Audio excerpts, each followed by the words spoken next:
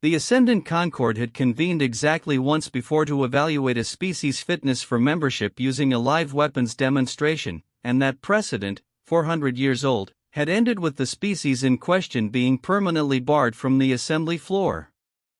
Director Elena Marchetti was aware of this history. She had reviewed it 11 times in the 3 days before the hearing. She walked into the demonstration hall anyway, because Earth's petition for provisional standing had already been deferred twice on paperwork alone, and a third deferral without a demonstration would end the application entirely. What sat in the center of the demonstration floor did not, on first glance, inspire confidence in anyone's decision to allow it there. SUNDER stood 11 meters tall, and it stood that way without a shred of the elegance every other delegation had come to expect from military hardware. Its hull plating was a patchwork of mismatched alloys, pale gray along the shoulders, near black across the chest cavity, and one long seam down its left flank the color of old rust that the engineering team had never fully explained, even to Marchetti. It had no visible weapon ports the assembled sensor arrays could confidently identify. It looked, more than anything, like something salvaged from 3 different wars and welded together by someone in a hurry. Ambassador Voth Kryl of the Skarn Hegemony leaned toward his aide and said something in the low, clicking cadence of his native tongue. The translation feed rendered it for the chamber a half-second later. They brought us scrap metal and are asking us to be afraid of it. The laughter that followed was quiet. These were diplomats, not soldiers, but it was real, and it rippled across 3 full delegate rows before it settled. Marchetti stood at the podium with both palms flat against its surface. She had heard the comment clearly. Her translation earpiece was excellent. She let the laughter finish on its own before she spoke. SUNDER, she said, is the product of 16 years of continuous joint development across 7 allied nations of Earth. It is autonomous capable, Neuralink rated, and cleared for sustained operations in vacuum, atmosphere, and subsurface conditions. She paused. We will now conduct a live demonstration. What followed was, by any honest measure, unremarkable. SUNDER fired a standard particle salvo at a field of target drones. The drones were destroyed. It absorbed a return volley from the station's own perimeter batteries without shifting its stance. The entire sequence took under 4 minutes. High Archon Vaith Solari, presiding elder of the Concord Security Council, a being of layered crystalline growth who had chaired proceedings for over 80 standard years, made a note in her personal record. She noted the duration. She noted the outcome. She noted, without comment to the chamber, that throughout the entire 4 minutes, SUNDER's passive sensor suite had never once stopped scanning, cataloging every delegate present, every vessel docked at the station, every power signature behind every wall, all while presenting a demonstration that looked, to every other set of eyes in the room, like nothing at all. Solari wrote a single word beside her notes. She underlined it twice, restrained. The vote followed the standard deliberation period.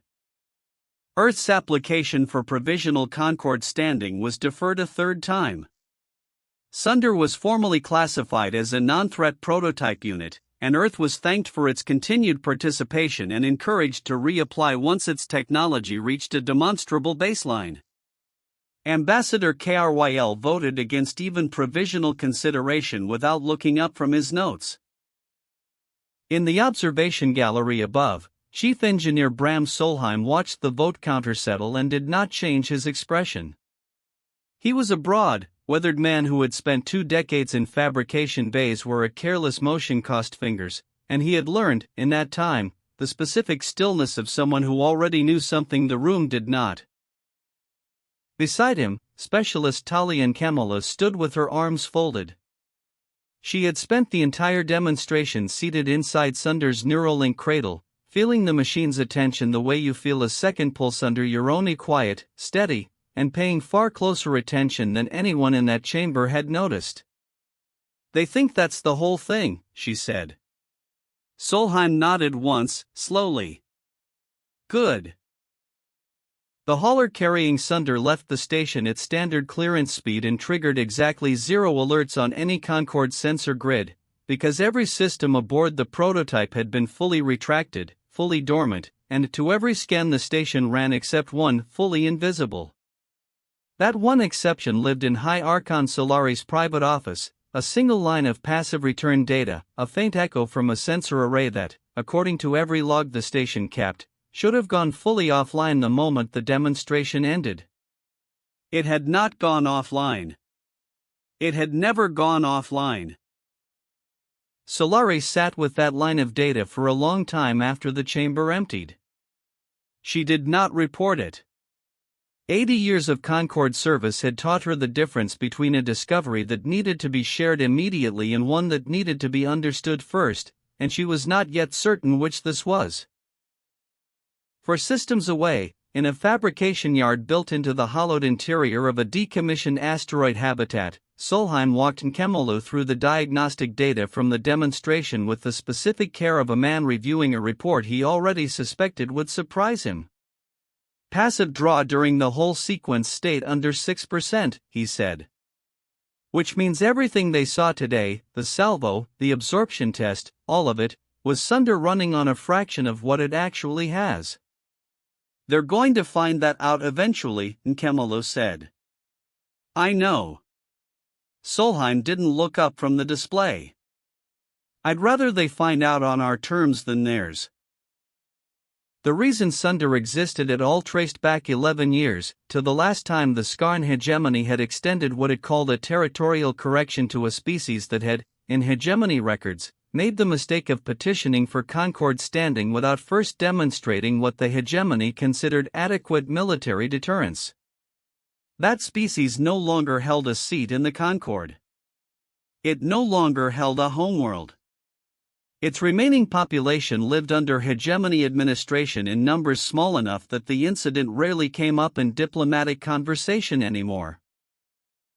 Earth's Joint Development Council had studied that outcome closely. Sunder was not built to win a demonstration. It was built for the day a demonstration wasn't enough, and everyone involved in its construction understood, with a clarity that outsiders mistook for paranoia, that the day was likely to come regardless of how any vote went. It came 19 days later. The message reached every communication channel on Earth simultaneously: military, civilian, diplomatic, emergency, at 0300 hours Earth Standard, with no greeting and no preamble, because the hegemony did not extend courtesies to species it had already decided were beneath negotiation. Your continued petition for Concord standing constitutes a destabilizing provocation against hegemony territorial primacy in this sector. You will withdraw your application, submit your remaining orbital defense assets for hegemony inspection, and accept permanent non-aligned status. You have 20 cycles to comply. Failure will result in direct territorial correction. It was signed by High Marshal Recavish Thurn, commander of the hegemony's 3rd Correction Fleet. Director Marchetti read it twice. Then she set it down in front of her full defense council and asked a single question. How close is Sunder to full activation readiness? Solheim answered without hesitation. Full calibration sequence needs 70 hours. Do it in 40, Marchetti said. She did not raise her voice. She didn't need to. Everyone at that table had read the same message and understood, without further discussion, exactly what a territorial correction had meant for the last species that received one. They worked through the 40 hours with the specific, focused quiet of people who have accepted a situation and turned entirely to solving it.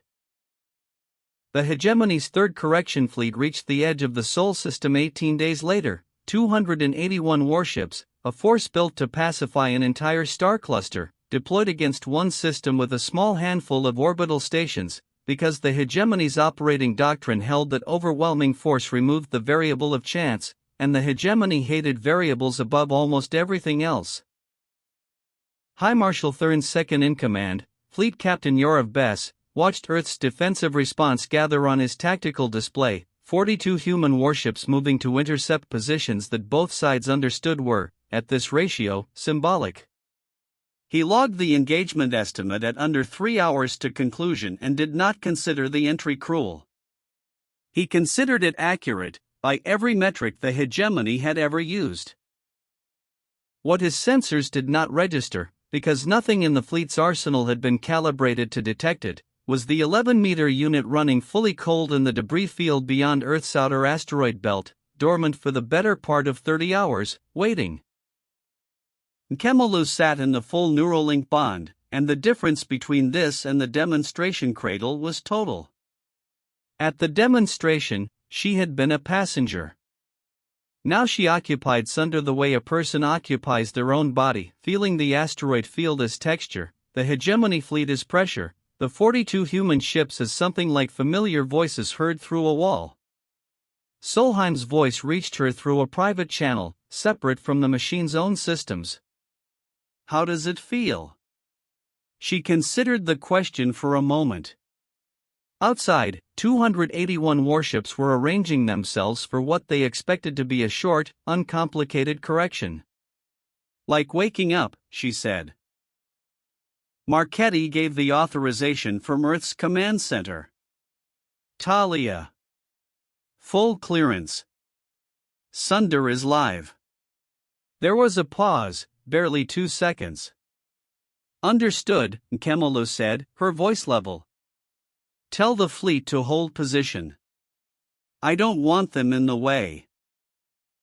High Marshal Thurn had, according to Hegemony tradition, already composed his formal engagement record before advancing 18 paragraphs detailing the fall of Earth's defense line and the restoration of Hegemony primacy in the sector, prepared in advance for transmission to the Correction Fleet's Central Archive the moment the engagement concluded. He was, by his own account, satisfied with it. He gave the order to advance. SUNDER unfolded from the debris field with a sound like a held breath finally released, sensor arrays extending, hull plating reconfiguring in patterns none of Thurn's engineers had names for. It absorbed the fleet's opening volley, 200 firing platforms in a coordinated alpha strike Thurn had never before used against a single target across its full hull in 11 seconds, venting the redistributed energy through exhaust points that had not existed before the impact struck. If anything, it looked slightly brighter afterward. A channel opened on the Hegemony fleet-wide frequency. Nkemolu's voice came through, calm and unhurried. Your targeting solution was good, High Marshal. But you only get to use it once. Thurn never gave the order for a second volley. SUNDER folded directly into the fleet's third formation line, appearing between two Hegemony cruisers whose point defenses had been oriented entirely outward, disabling one's engine array and the other's weapons cluster before either crew registered the strike had happened. It repeated the pattern 6 more times across the formation, propulsion first, then weapons, then non-essential systems only, never once striking to kill. Fleet Captain Bess watched the pattern unfold on his display with a specific, growing unease. Sir, he said quietly, it's disabled 19 ships in under 4 minutes. No hull breaches. No casualties. It's not fighting us. It's processing us. Thurn ordered a full withdrawal to reformation distance. When the fleet reassembled at safe range, SUNDER was back in its original position, holding, having not pursued a single retreating ship. Thurn's report reached Hegemony High Command within the hour, and the response he received was not the retreat order his fleet captain quietly hoped for. It was reinforcement and something else. The Hegemony's forward operations doctrine, refined over 2 centuries of sector expansion, called for exactly this contingency. When a single defensive asset proved too capable for conventional fleet engagement, the correction escalated to a Bastion moon, a captured or artificially seeded moon, hollowed and reinforced across decades into a mobile fortress platform, armed with weapons systems that no single fleet action could match. The Hegemony had deployed 3 in its history. All 3 campaigns had ended in total planetary correction within a single cycle. The Bastion moon assigned to the Sol correction arrived 11 hours later under tow by 6 capital-class haulers, a body 2,000 kilometers across, its surface studded with weapons emplacements, its core housing a gravitic collapse array capable, at full charge, of fracturing a planet's crust from orbit. Its charge cycle, Bess reported, would reach firing capacity in 88 minutes. In Earth's command center, Solheim watched the moon's energy signature begin its climb and ran the intercept calculation 3 times before he trusted the number enough to say it aloud. 88 minutes to firing capacity, he said. Once it locks onto Earth, that window drops to under a minute. The surface defense grid is overlapping and complete 1,000+ emplacements. There's no conventional approach vector that gets through that screen without total loss. Can she reach the core? Marchetti asked. I'm already working it, Kemala said over the open channel, her voice tight with concentration rather than fear. The defense grid has a rotation gap in the northern hemisphere every 40 seconds. It's open for 9. That's not enough time to get in, strike, and clear at standard fold range. Then don't use standard range, Solheim said quietly, already understanding what she meant to do and hating that he couldn't offer a safer alternative. I'm not going to, Nkemalu confirmed. I'm going in short. Inside the grid. She folded its 70% charge, appearing not outside the Bastion moon's defensive perimeter but directly against its surface inside the engagement envelope. Every emplacement on that moon had been built to consider physically impossible to reach, because nothing in hegemony engineering accounted for a target choosing to ignore the geometry the defense grid assumed was safe. What followed was not a strike against the moon's weapons or its crew quarters. Solheim had spent the better part of the calibration window running one specific, previously untested subsystem through every simulation his team could build in the time available, a resonance lance, designed not to breach the fortress's shielding but to drive a harmonic fracture directly through the natural stone at the moon's structural core, the load-bearing geology beneath centuries of hegemony reinforcement that nobody had ever needed to consider a weak point, because nobody had ever attacked a Bastion moon from the inside. The lance held for 6 seconds. Nothing visible happened for 4 more. Then the fracture began. It did not look, at first, like a weapon striking a target. It looked like the moon itself deciding to come apart, a hairline seam of white light spreading across the northern hemisphere, following fault lines the resonance lance had opened through solid rock, widening as the moon's own gravity did the rest of the work no weapon could have done alone. Within 90 seconds, the seam had crossed the entire visible face. Within 3 minutes, the Bastion moon, 2,000 kilometers of reinforced stone, weapons platforms, and a gravitic collapse array that had never reached firing capacity, split cleanly along its equator into 2 massive, tumbling halves, its defense grid going dark in sections as internal power conduits tore apart faster than any damage control system could compensate.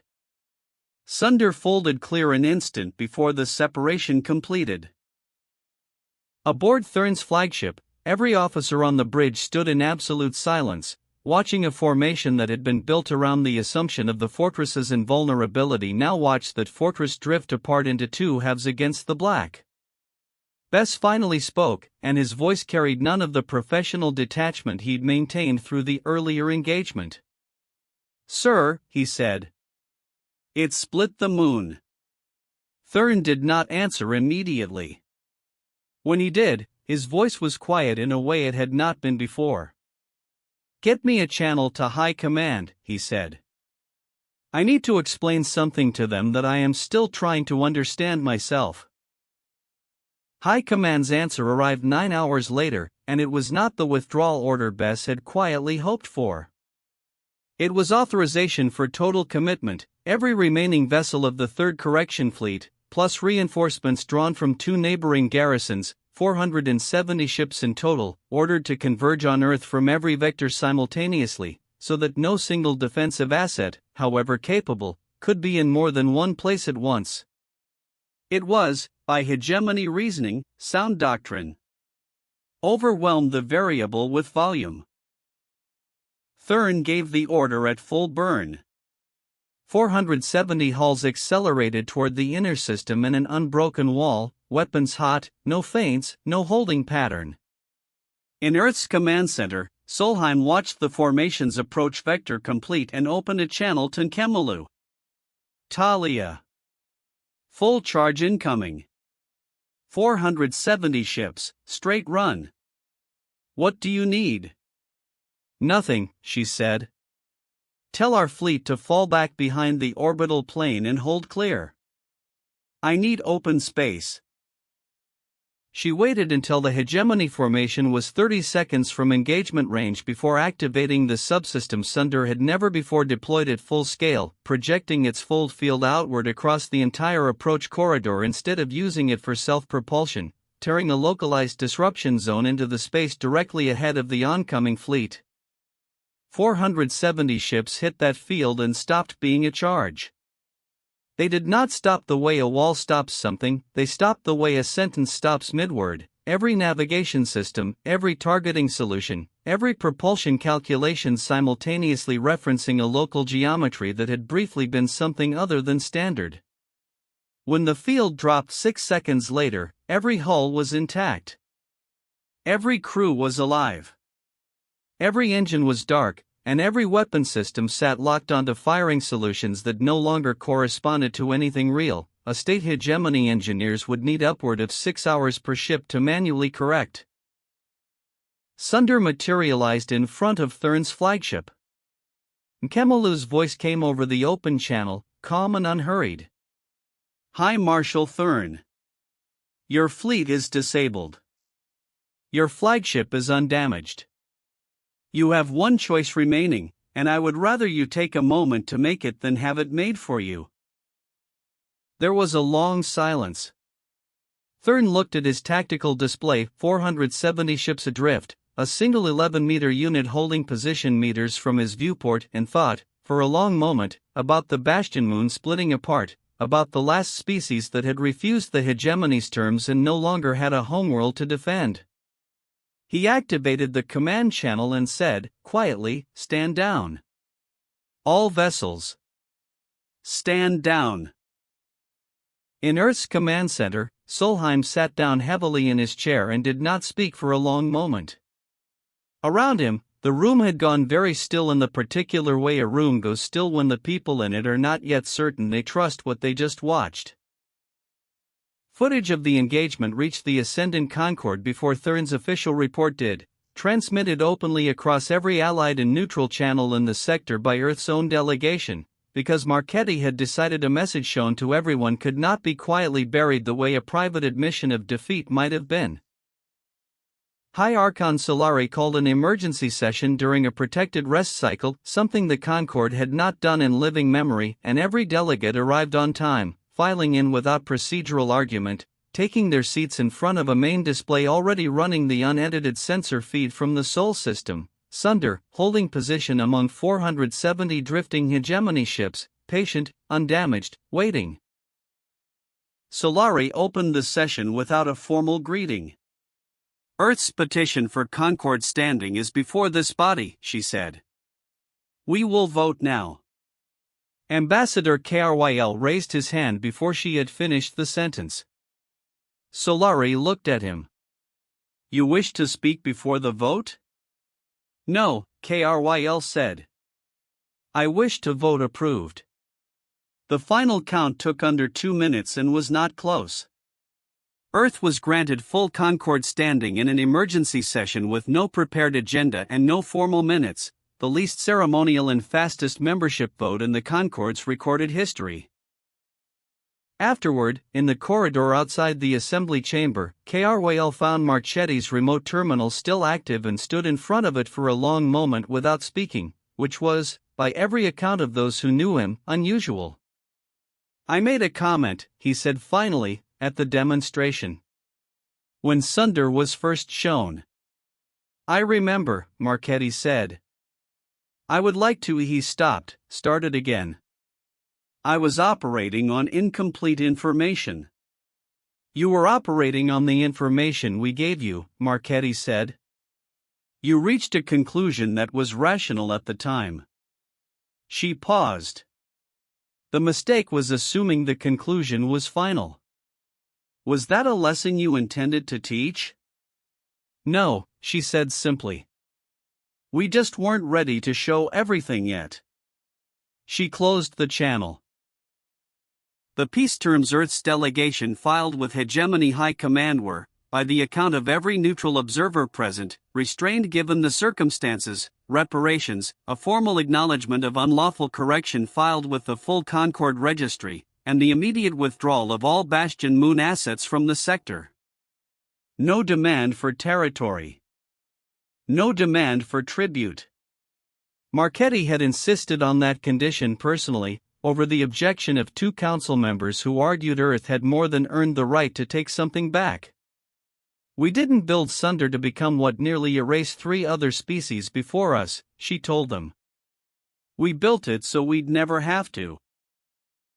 3 weeks after the engagement, Talia and Kemola walked into the bay where SUNDER stood dormant, its surface panels settled back into their original mismatched configuration, pale gray shoulders, near black chest plating, the unexplained rust-colored seam along its flank exactly as awkward and unremarkable as it had looked on the demonstration floor. Nothing about it suggesting to an outside observer that this was the machine that had split a fortress moon in half and frozen a 400 ship fleet without taking a single life to do it. She stood in front of it for a while. She didn't have much to say. She put one hand against the cool metal of its hull. Okay, she said quietly. I get it now. She left the bay.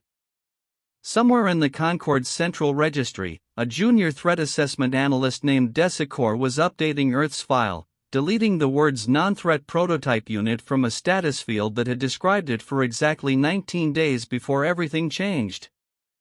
She stared at the empty field for a while, thinking about the demonstration footage, the split moon, the 470 ships drifting cold and undamaged in the outer system, and typed a new classification, followed by a note her supervisor would approve without changes the next morning, assessment based on observed single-unit performance during Sol system engagement. Full military capacity remains unknown. Demonstrated capability sufficient to neutralize Hegemony tier fortress assets. Demonstrated restraint despite total tactical superiority. Strongly advise against further correction attempts pending comprehensive re-evaluation. No one ever revised it.